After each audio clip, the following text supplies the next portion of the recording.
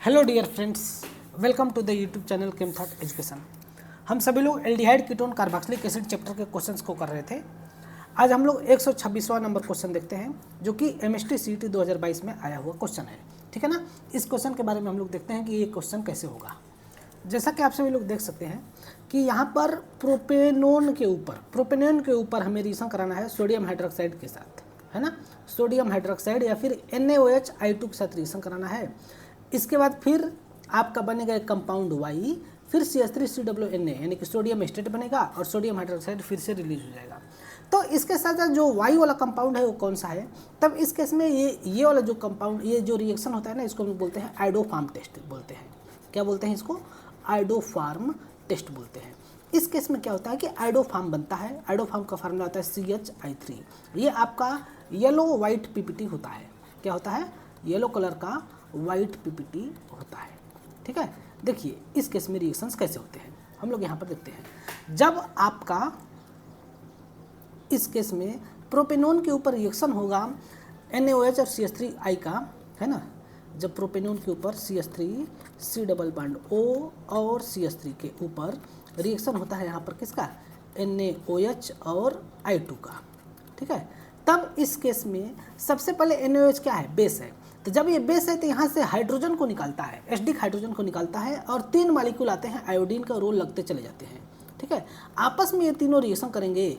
3 molecule आएगा I2 का और 3 मॉलिक्यूल आएगा NaOH का।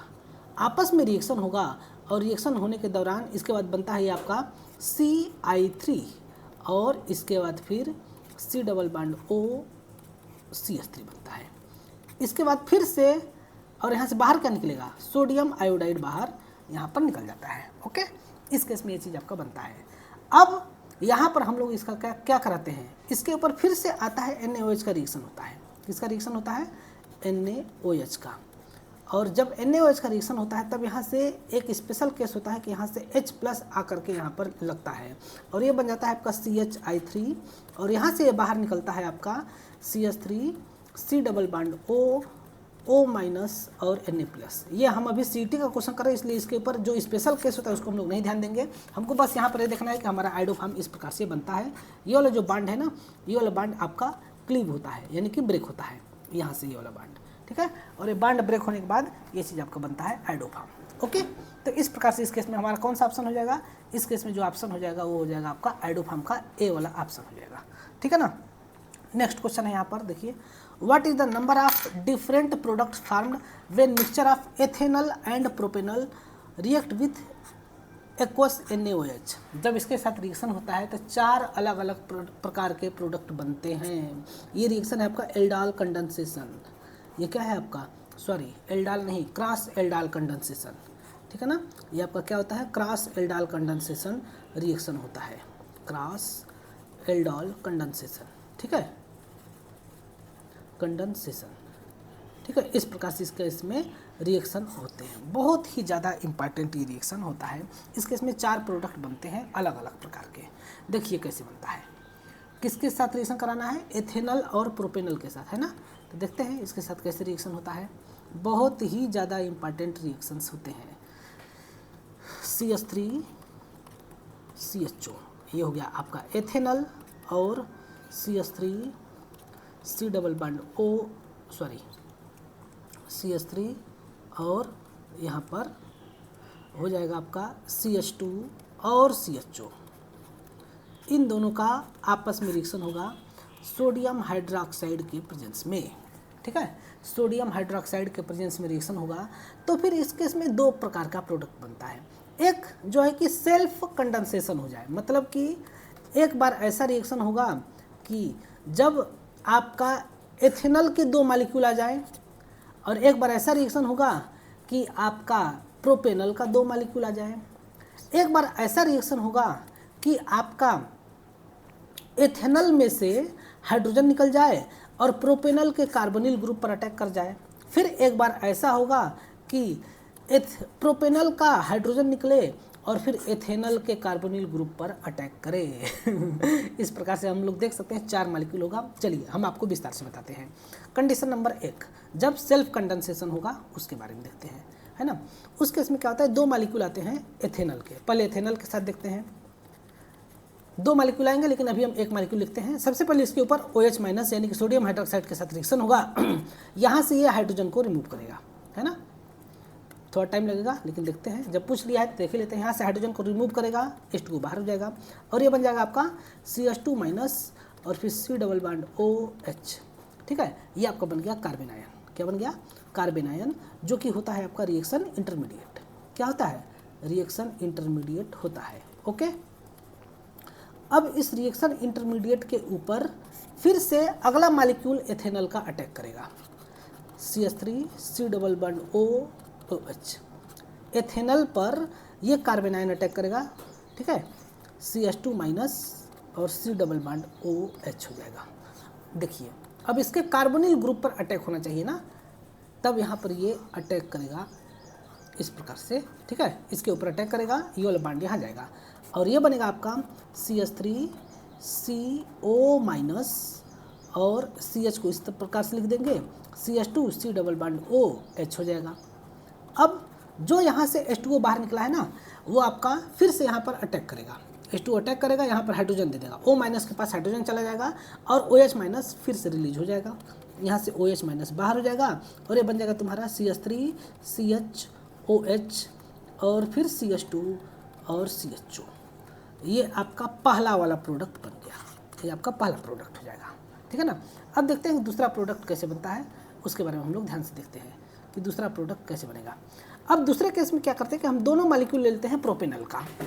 तो सबसे पहले एक प्रोपेनॉल के ऊपर एसिडिक हाइड्रोजन जो है वह रिमूव होगा एक प्रोपेनॉल से, इसके ऊपर रिएक्शन करेगा बेस OH माइनस, ये वाला OH माइनस रिएक्शन करेगा, अटैक करेगा, तब यहाँ से बाहर निकलेगा H2O। बाहर क्या निकलेगा, वाटर बन करके बाहर निकल जाएगा H2O, और जैसे H2O बाहर निकलेगा ये बन जाएगा आपका CH3 CH minus C double bond OH, ठीक है ना। फिर से ये बन गया क्या, कार्बन आयन। क्या बन गया, कार्बन आयन बन जाएगा। अब ये कार्बन आयन के ऊपर अगेन एक दूसरा मालिक्यूल अटैक करेगा प्रोपेनॉल का, यानी कि कार्बन आयन अटैक करेगा दूसरे मालिक्यूल ऑफ प्रोपेनॉल के ऊपर। तो पहले प्रोपेनॉल का जो फ्रेश मालिक्यूल है उसको हम लोग बनाते हैं, ये वाला। अब इसके ऊपर अटैक करता है कार्बन आयन CH CH3 और C डबल बॉन्ड OH। यहाँ पर है माइनस चार्ज, ये माइनस चार्ज अटैक करेगा, ओके। ये वाला माइनस चार्ज यहाँ पर अटैक करेगा, ये वाला बांट जाएगा यहाँ पर, तब ये बन जाएगा आपका CH3 CH2 फिर CH फिर O माइनस, फिर यहाँ पर हो जाता है CH C double bond OH और ये CH3 इस प्रकार से।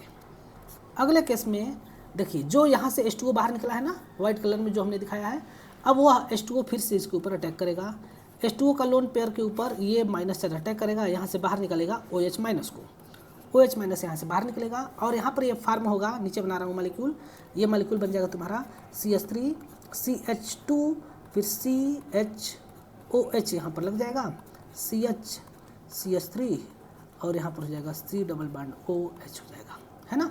ये वाला आपका दूसरा मालिक्यूल बन गया जब हम प्रोपेनॉल के दोनों मालिक्यूल लेते हैं तब। अब हम लोग तीसरा मालिक्यूल बनाते हैं जो कि बहुत ज़्यादा इंपॉर्टेंट है, उसके बारे में हमें आपको दिखाना पड़ेगा। देखिए जब तीसरा मालिक्यूल बनेगा उस केस में हम मान लेते हैं कि जो एथेनॉल होगा, इस एथेनॉल के कार्बोनिल ग्रुप्स, इस एथेनॉल के अल्फा हाइड्रोजन को हम रिमूव करते हैं, है ना।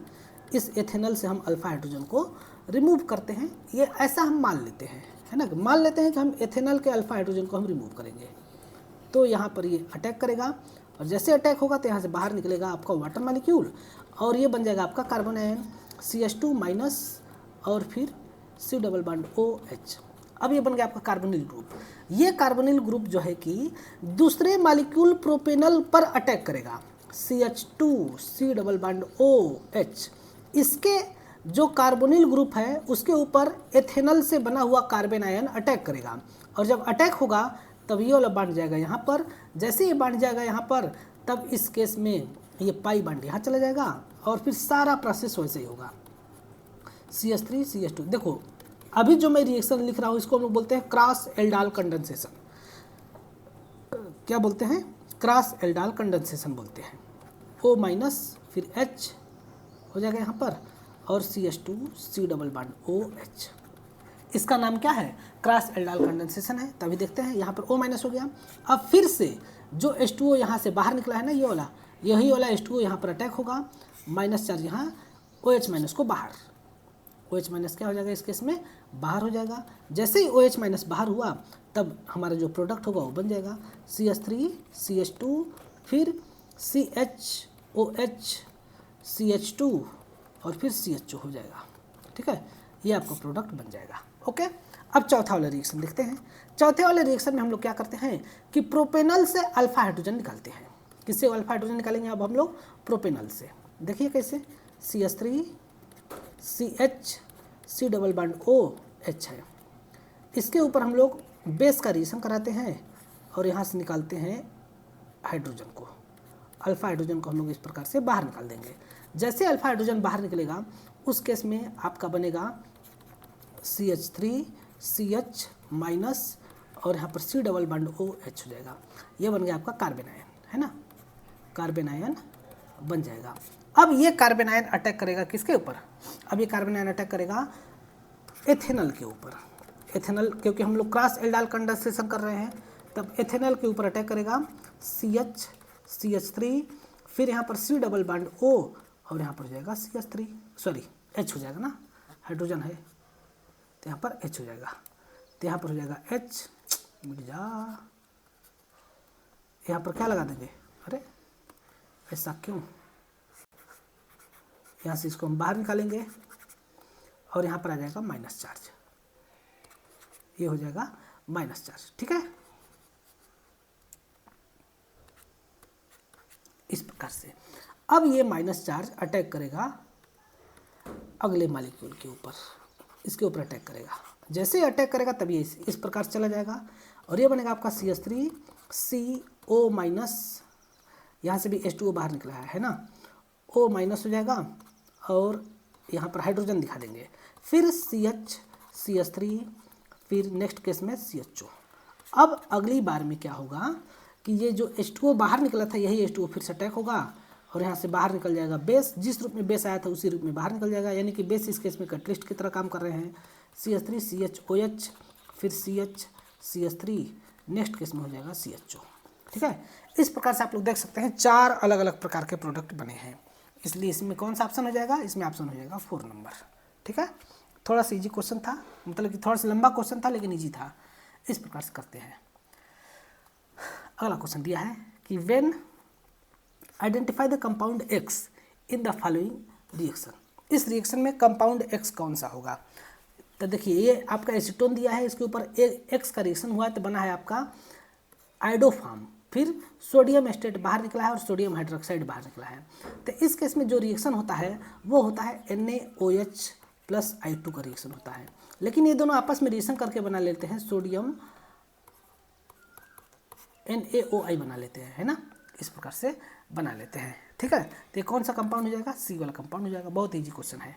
ठीक है, नेक्स्ट क्वेश्चन के बारे में अगर हम लोग देखें तो इस रिएक्शन में ZnHg और कंसनट्रेटेड HCl का प्रयोग किया गया है, जिसके द्वारा क्या बना है? कार्बोनिल ग्रुप को बदल दिया गया है आपका, यहाँ से H2O बाहर निकलता है, गलत लिखा है ना, H2O बाहर निकलता है। इस केस में आपका बन जाता है एथेन। ठीक है, ये कार्बोनिल ग्रुप को यहाँ से ऑक्सीजन को बाहर निकालता है और ये आपका बन जाता है क्या? एथेन बन जाता है। जरा इसके हम लोग मैकेनिज्म के बारे में देखते हैं, कभी भी मैकेनिज्म नहीं देखे है ना, इसलिए भी हमको मैकेनिज्म देखना जरूरी है। देखते हैं थोड़ा कि कैसे रिएक्शंस होते हैं। तो देखिए CH3 C double bond OH है, इसके ऊपर जब हम लोग जिंक और अमलगम के प्रेजेंस में कंसनट्रेटेड HCl का साथ रिएक्शन कराते हैं, कंसनट्रेटेड HCl के साथ जब रिएक्शन होता है उस केस में ये आपका बनता है क्या? उस केस में आपका ये बनता है CH3 CH3 और बाहर निकल जाता है H2O, है ना, यहाँ से वाटर मॉलिक्यूल बाहर निकल जाता है। समझ में आया? इस प्रकार से रिएक्शन होते हैं। कैसे रिएक्शन होता है इसके बारे में देखते हैं। तो सबसे पहले हम यहाँ पर देख सकते हैं कि हमारे पास है एथेनॉल। इसका मैकेनिज्म देखते हैं क्लीमेंसन रिएक्शन का, क्योंकि आप लोग तो ये तो देख लिया कि एथेन बन रहा है, लेकिन बनता कैसे है? सबसे पहले इस एथेनॉल के ऊपर रिएक्शन करता है HCl। जब HCl अटैक करेगा तो H पर होता है प्लस चार्ज, Cl पर होता है माइनस चार्ज। अब यहाँ पर है कार्बोनिल ग्रुप। कार्बोनिल ग्रुप के ऑक्सीजन पर होता है लोन पेयर इलेक्ट्रॉन, तो ये लोन पेयर इलेक्ट्रॉन को अपनी तरफ बुलाता है कि आ जाओ मेरे पास आ जाओ, मतलब लोन पेयर इलेक्ट्रॉन हाइड्रोजन को बुलाता है। जैसे हाइड्रोजन इसके पास जाएगा तो क्या हो जाएगा, CH3COH, और यहाँ पर H तो है ही, यहाँ पर आ जाता है प्लस चार्ज।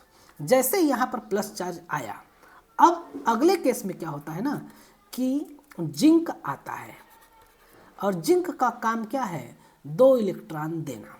तो जिंक किसको 2 इलेक्ट्रॉन देगा, इस प्लस चार्ज वाले ग्रुप के ऊपर। यहाँ पर ये इसको क्या करेगा, 2 इलेक्ट्रॉन ट्रांसफर करेगा, 2 इलेक्ट्रॉन ट्रांसफर करेगा। और जब 2 इलेक्ट्रॉन ट्रांसफर करेगा तो क्या बन जाएगा, Zn पर 2 प्लस चार्ज बन जाएगा। अच्छा देखिए, यहाँ पर H प्लस गया है तो यहाँ से बाहर भी निकला है क्या, Cl माइनस, यहाँ से क्या बाहर निकल गया, Cl माइनस यहाँ से बाहर निकल गया है। और यहाँ से क्या बाहर निकला, Zn पर 2 प्लस। ये जो Cl माइनस और Zn2 प्लस जो बाहर निकल रहे हैं ना, इसको आप नोटिस करे रहिएगा, आगे हम लोग देखते हैं इसको। अच्छा देखिए, जब जिंक ने अपना 1 इलेक्ट्रॉन दिया होगा तो ये प्लस से न्यूट्रल हुआ होगा, और जैसे ही दूसरा इलेक्ट्रॉन जाएगा तो ये क्या हो जाएगा, ये माइनस चार्ज में कन्वर्ट हो जाएगा, यानी कि CH3CHOH होने के बाद ये क्या हो गया होगा, माइनस हो गया होगा ना। जिंक क्या कहते हैं, इस कार्बन के ऊपर 1 प्लस चार्ज था, जिंक ने अगर 1 इलेक्ट्रॉन दिया होता तो ये हो गया होता न्यूट्रल, लेकिन जैसे ही 2 इलेक्ट्रॉन देगा तो प्लस से सीधे माइनस में कन्वर्ट हो जाएगा। और जैसे ही माइनस में हो गया तब अगला एक और मालिक्यूल आएगा किसका, HCl का, और ये H प्लस को फिर से उठा लेगा, और जैसे ही H प्लस को उठाएगा तो यहाँ से बाहर निकल जाएगा Cl माइनस, ठीक है। और ये बन जाएगा तुम्हारा क्या, CH3CH2OH बन जाएगा। लेकिन अभी खेल खत्म नहीं हुआ, अभी भी पिक्चर बाकी है। अगले केस में फिर से एक और HCl के मालिक्यूल आते हैं, ठीक है ना, एक और HCl का मालिक्यूल आएगा। उस केस में ये वाला लोन पेयर अगेन अटैक करता है, और जैसे ही अटैक करेगा तो यहाँ से बाहर भी क्या निकलेगा, यहाँ से बाहर निकलेगा Cl माइनस। क्या बाहर निकलेगा, Cl माइनस। जैसे Cl माइनस बाहर निकलेगा तब ये बन जाएगा आपका CH3CH2OH, यहाँ पर आ जाता है प्लस चार्ज, और जैसे ही प्लस चार्ज आएगा तुरंत यहाँ से बाहर निकलेगा H2O, और जैसे H2O बाहर निकलेगा तो ये बन जाएगा कार्बोकैटायन अगेन फिर से CH2 प्लस चार्ज। और जैसे ही कार्बोकैटायन बनेगा वैसे ही फिर से जिंक आएगा और अपना 2 इलेक्ट्रॉन इसको ट्रांसफर करेगा, 2 इलेक्ट्रॉन इसको देगा, और जैसे ही 2 इलेक्ट्रॉन देगा तो ये CH2 प्लस से बदल जाएगा CH2 माइनस में, यानी कि कार्बोकैटायन से सीधे बदल जाएगा कार्बन आयन। और जैसे ही कार्बन आयन बनेगा तो फिर से आएगा एक HCl, ठीक है ना। जिसको समझ में नहीं आ रहा होगा वो तो गुस्सा कर रहा होगा, क्या मैकेनिज्म है। यहाँ से HCl जाएगा और यहाँ से Cl माइनस फिर से बाहर निकल जाएगा, और जैसे Cl माइनस बाहर निकलेगा तो क्या बन जाएगा, CH3 और CH3 बन जाएगा। उसके साथ साथ देखिए, अब ध्यान से देखते हैं कितने क्लोरीन बाहर निकले।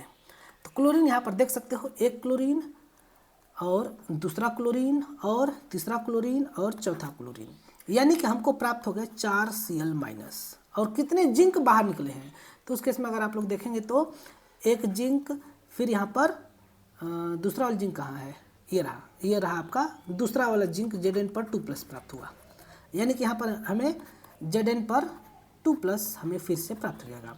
जैसे Zn पर 2 प्लस प्राप्त हो जाएगा, यानी और कितने 2, तो ये 4 Cl माइनस और 2 Zn2 प्लस मिल करके क्या बना लेंगे, 2 ठो ZnCl2 बना लेंगे, है ना, 2 ZnCl2 यानी जिंक क्लोराइड बना लेंगे। यानी कि इस फाइनल रिएक्शन में अगर हम लोग इसको शॉर्टकट में बात करें तो क्या हुआ है, CH3COCl, यानी कि एथेनॉल के एक मालिक्यूल के ऊपर 4 ठो कंसनट्रेटेड HCl का प्रयोग किया गया है ना, कंसनट्रेटेड HCl का प्रयोग किया गया है।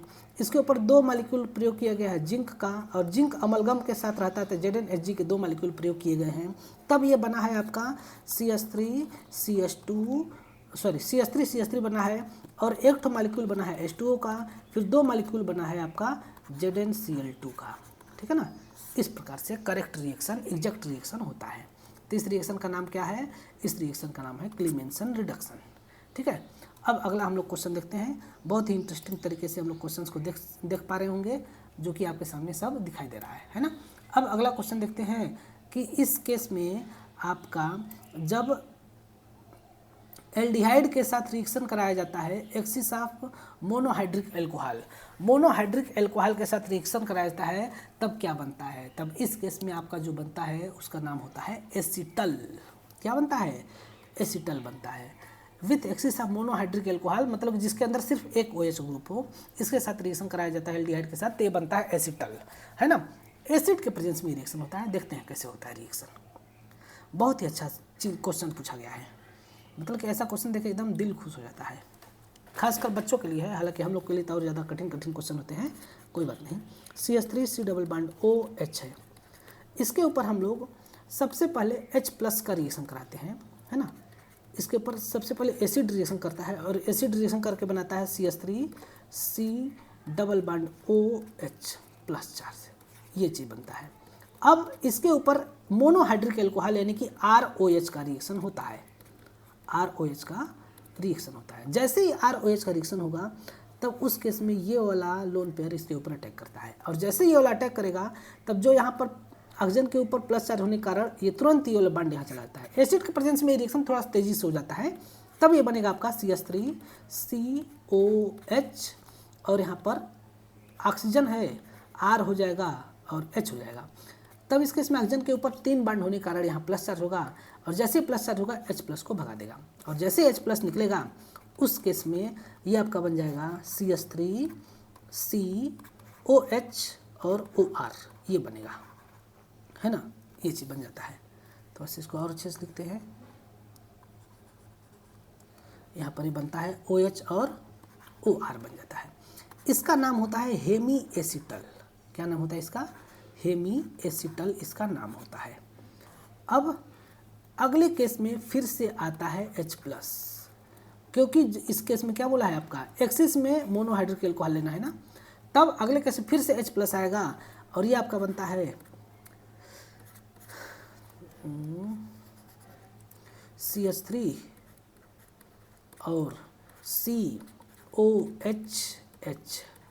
और यहाँ पर हो जाता है OR, यहाँ पर आ जाएगा प्लस चार्ज, तुरंत यहाँ से बाहर निकलेगा H2O, यहाँ से बाहर निकाला जाता है वाटर को, और ये बनता है आपका CH3 COR, और यहाँ पर प्लस चार्ज, ठीक है, ये चीज़। अब देखो इसके ऊपर फिर से अटैक कराया जाता है ROH का।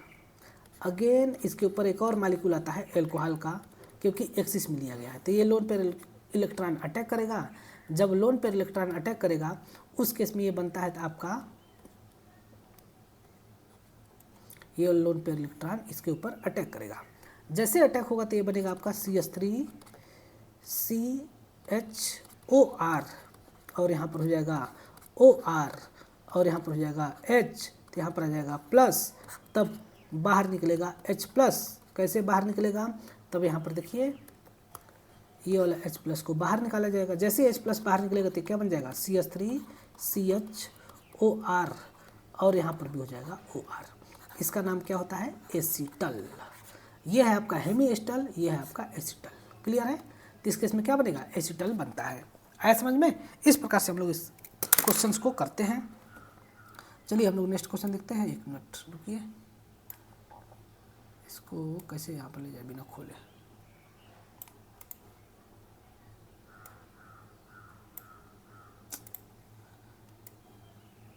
ठीक है, इसको भी यहाँ कर लेते हैं ताकि हमको आसानी हो। अगला क्वेश्चन देखते हैं। Identify from the following reaction converts carbonyl group to aldehyde, carbonyl group of aldehyde and ketone into methylene group. देखिए कितना इजी क्वेश्चन है। इसमें से कौन से रिएक्शन के दौरान आपका एल्डिहाइड और कीटोन को हम लोग मेथिलीन ग्रुप में यानी कि CH2 में कन्वर्ट कर देते हैं। सिंपल भाषा में C डबल बॉन्ड O को हमें कन्वर्ट करना है CH2 में, ठीक है ना। तो इसमें कौन से रिएक्शन में होता है, क्लीमेंसन रिडक्शन नाम का एक रिएक्शन होता है। अभी हमने ऊपर देखा है, उसमें ये चीज़ बनता है, ठीक है। तो इसके ऊपर क्यों समय पर बात करना। अगला देखिए question, identify the major product C in the following reaction. Benzaldehyde के ऊपर नाइट्रेशन कराया जाता है, तो कौन सा नाइट्रेशन होगा, मेटा नाइट्रोबेंजीन। इस केस में स्टेबल प्रोडक्ट बनता है ना। इस केस में कौन सा स्टेबल प्रोडक्ट बनेगा, मेटा नाइट्रोबेंजीन। क्यों ऐसा होता है तो इसके बारे में हम लोग यहाँ पर देखते हैं। देखिए ये डिपेंड करता है कि जो आपका बेंजल्डिहाइड है ना, यह मेटा डायरेक्टिंग ग्रुप है, यानी कि जब इसके ऊपर इलेक्ट्रोफाइल आता है अटैक करने, तब ये इलेक्ट्रोफाइल मेटा पर अटैक करता है। आर्थो पैरा पर अटैक नहीं करता है। तब इस केस में आपका अगर जब एल्डिहाइड रहेगा या फिर कोई भी कार्बोनिल ग्रुप रहते हैं, उस केस में जो इलेक्ट्रोफाइल है ना वो मेटा पर आकर के अटैक होता है। इसके पीछे कारण है कि ये जो कार्बोनिल ग्रुप होते हैं, ये आपके पाई इलेक्ट्रॉन को रिंग के बाहर ले जाते हैं, और जब रिंग के बाहर लेके जाएंगे तब आपके आर्थो और पैरा पर क्या हो जाता है, प्लस चार्ज आ जाते हैं। आर्थो और पैरा पर क्या आता है, प्लस चार्ज आ जाता है। ठीक है, तो जब आर्थो पैरा पर प्लस चार्ज आएगा उस केस में जो है कि आपका यहाँ पर प्लस हो जाता है, यहाँ प्लस होता है और फिर यहाँ पर प्लस चार्ज हो जाता है। और जब यहाँ पर प्लस चार्ज आता है उस केस में जो है कि विवश होकर के, इस केस में विवश होकर के जो इलेक्ट्रोफाइल है, अब ये जो इलेक्ट्रोफाइल है ये तो आर्थो और पैरा पर जाने से रहा, लेकिन जो मेटा वाला पोजिशन है ये पोजिशन न्यूट्रल है। और जब ये पोजीशन न्यूट्रल है उस केस में ये इसकी इच्छा होती है कि ये यहाँ पर और यहाँ पर दोनों में से कोई एक जगह अटैक कर जाए। तो सेम वही कंडीशन यहाँ पर भी है, बेंजल डिहाइड के साथ भी है। बेंजल डिहाइड में जब हम लोग कंसनट्रेटेड HNO3 और कंसनट्रेटेड H2SO4 का रिएक्शन करा रहे हैं, है ना, concentrated H2SO4 plus concentrated HNO3 का जब रिएक्शन होता है उस केस में यहाँ पर आपका बनता है NO2 प्लस नाइट्रोसोनियम आयन बनता है। क्या बनता है ये, नाइट्रोनियम आयन